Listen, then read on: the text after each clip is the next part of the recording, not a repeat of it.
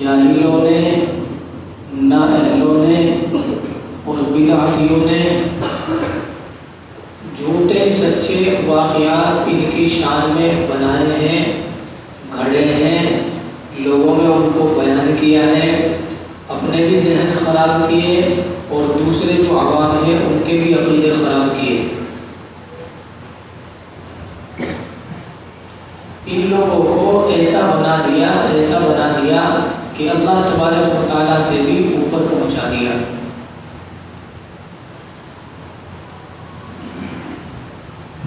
حضرت شیخ عبد القادر جیلانی علیہ الرحمہ جو غوث اعظم کے نام سے جانے جاتے ہیں، ان کے بارے میں لوگوں نے حکایت گھڑی، ایک جھوٹا واقعہ بیان کیا اور اس واقعے کو بیان کر کے وہ یہ ثابت کرنا چاہتے ہیں کہ نعوذ باللہ غوث اعظم وہ کام بھی کر سکتے ہیں جو اللہ تعالیٰ نہیں کر سکتے۔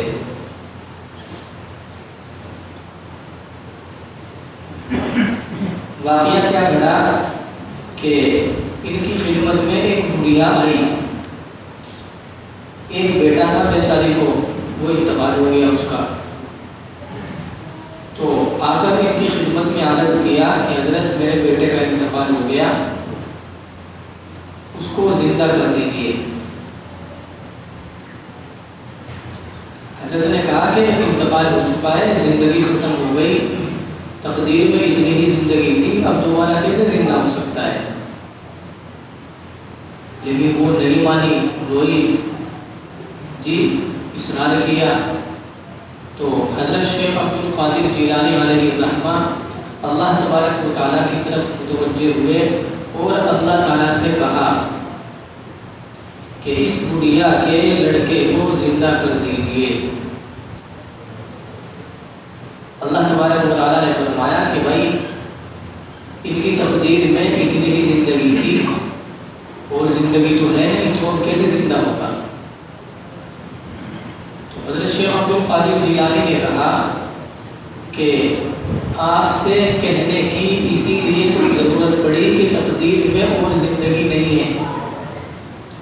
اگر اس لڑکے کی تقدیر میں اور بھی زندگی ہوتی تو آپ کو کہنے کی کیا ضرورت تھی؟ پھر تو آپ مجبور ہو کے زندہ کرتے۔ یہ کون کہہ رہا ہے؟ شیخ عبد القادر جیلانی اللہ تبارک و تعالیٰ سے کہہ رہے ہیں۔ آگے بھی سنو گی۔ پھر اللہ تبارک و تعالیٰ نے کہا کہ پھر تقدیر کے خلاف نہیں ہوگا۔ تو اس پر بیان لکھا انہوں نے کہ عبد القادر جیلانی علیہ الرحمہ کو جلال آ گیا، غصہ آ گیا، اور آپ نے اپنی قوت کشفیہ سے ملک الموت کو تلاش کیا کہ وہ اس وقت کہاں ہیں، جو روح نکالنے والے فرشتے ہیں۔ آخر وہ ان کو نظر آئے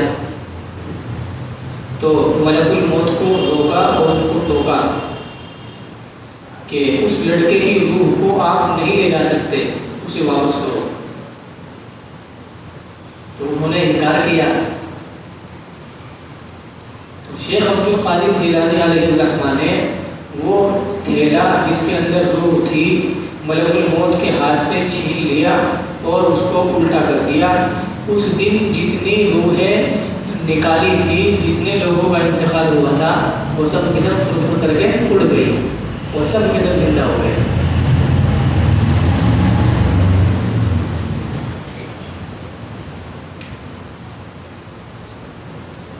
اب شیخ عبد القادر جیلانی اللہ تبارک و تعالیٰ سے کیا کہتے ہیں کہ اب تو بہت جی خوش ہوا ہوگا، ایک مردے کو زندہ کرنے پر آپ راضی نہ ہوئے، اب سارے کے سارے زندہ ہو گئے، اب تو آپ خوب راضی ہوئے ہوں گے۔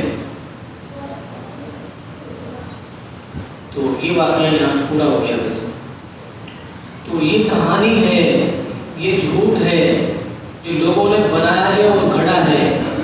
کسی آدمی کی کیا مجال کہ وہ اللہ تبارک و تعالیٰ سے اس طرح بدتمیزی کے ساتھ بات کرے؟ بھلا کسی کے اندر مجال ہے جو اللہ تبارک و تعالیٰ سے یہ کہے کہ اب تو آپ کا دل بہت خوش ہوا ہوگا، ایک مردے کو زندہ کرنے پر آپ راضی نہ ہوئے، اب ہم نے سارے زندہ کر دیے؟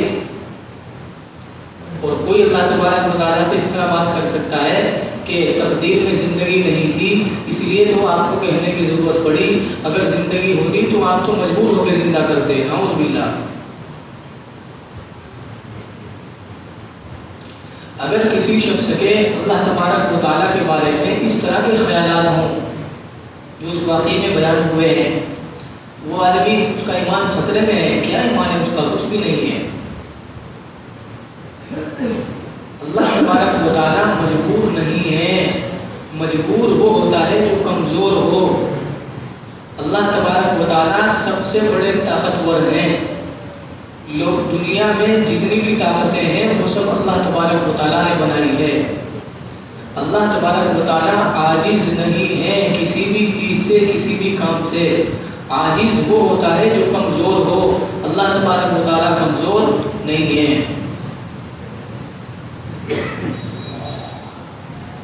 تو اس طرح کے جھوٹے واقعات جاہلوں نے بیان کیے ہیں اور ان اکابرین کے مرتبے کو نعوذ باللہ اللہ تبارک و تعالیٰ سے بھی اوپر پہنچایا ہے کہ دیکھو شیخ عبد القادر جیلانی، حضرت صابر کلیری علیہ الرحمہ جی، حضرت خواجہ اجمیری علیہ الرحمہ، حضرت خواجہ معین الدین چشتی علیہ الرحمہ، یہ حضرات جو ہیں وہ کام بھی کر سکتے ہیں جو اللہ تعالیٰ نہیں کر سکتے۔ نعوذ باللہ من ذالک، یہ کفر ہے بھائی۔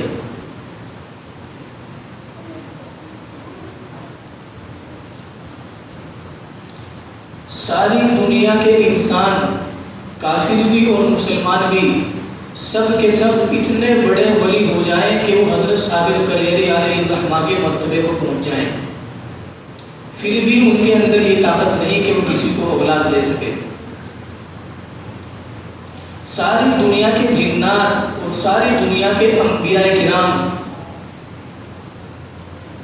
سب کے سب مل کر کے اپنی طاقت کو جمع کر لیں، تب بھی وہ اس مقام تک نہیں پہنچ سکتے کہ وہ کسی کو اولاد دے سکیں۔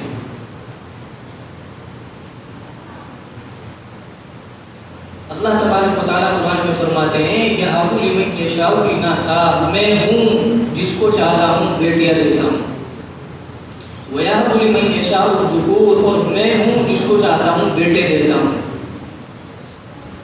أَوْ يُزَوِّجُهُمْ ذُكْرَانًا وَإِنَاثًا، وہ میں ہی ہوں جس کو چاہتا ہوں بیٹے بھی دیتا ہوں بیٹیاں بھی دیتا ہوں، وَيَجْعَلُ مَن يَشَاءُ عَقِيمًا، اور وہ میں ہی ہوں جس کو چاہتا ہوں کچھ بھی نہیں دیتا ہوں۔ حضرت صابر کلیری کے بارے میں اللہ نے نہیں فرمایا کہ وہ بیٹا دیتے ہیں، حضرت معین الدین چشتی کے بارے میں نہیں فرمایا کہ وہ بھی اولاد دینے والے ہیں، وہ بھی مصیبتوں کو دور کرنے والے ہیں۔ سجدہ ہوگا تو صرف اللہ کو، طواف ہوگا تو صرف اللہ کے گھر کا، دعا مانگی جائے گی تو صرف اللہ سے۔ یہ ہے توحید۔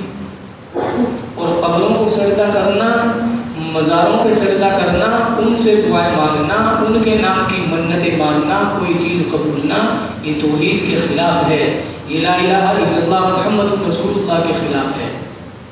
اس سے آدمی کا ایمان سالم نہیں رہتا۔